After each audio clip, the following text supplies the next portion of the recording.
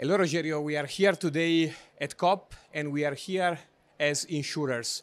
So what is so special? Why it is so important for insurers to follow a net zero path?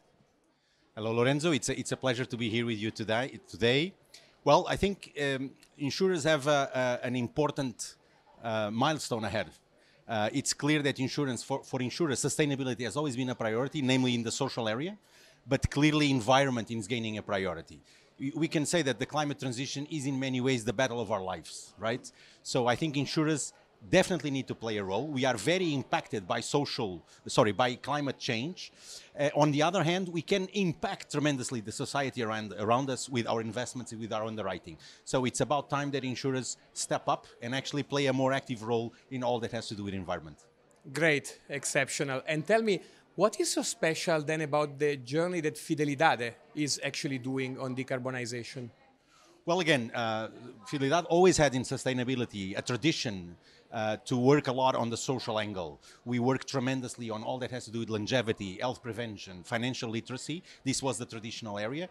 Recently, we have come up with this priority of getting more and more involved in environmental issues, and therefore we've defined the net zero plan, actually with the support of BCG, as you know, that involves not only targets for 2050, but also intermediate targets for 2030. So we're actually trying to commit and to show a strong commitment towards these targets.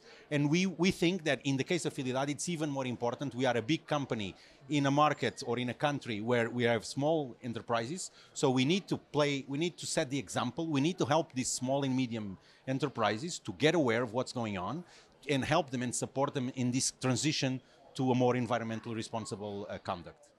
So great to hear about the decarbonization efforts of Fidelidade and how special they are. And tell me, have you got any external recognition for those? Well, actually, yes, Lorenzo. The fact is that this week we've got an excellent news, which is we got a significant improvement in our Sustainalytics rating. So we now rank among the best insurance in the world. We rank actually the fourth best insurance in the world and the second one in Europe. We are very fortunate and very happy with this result, and it only motivates us to do much better. Very, very clear and very interesting challenge. I think you are at the forefront of what insurers are doing in Europe, so best of luck for that. And maybe just to close, you are here at COP for the first time, I think, in your life. So couple of reflections. What do you feel here at COP? Well, it's my first time. Yes, it's the first time I feel that here at COP. I think it's been very interesting, to tell you the truth. I think the COP ends up being a call for action. And I think we feel in the air, in the atmosphere, we feel that there's a strong alignment. You know, the issue of environment is becoming a priority for everybody. But we also feel that we have so much ahead of us. So the path moving forward, we know it's going to be very complex. There's a lot of work to be done in methodologies, in standards, in concrete actions, in financing and all of this.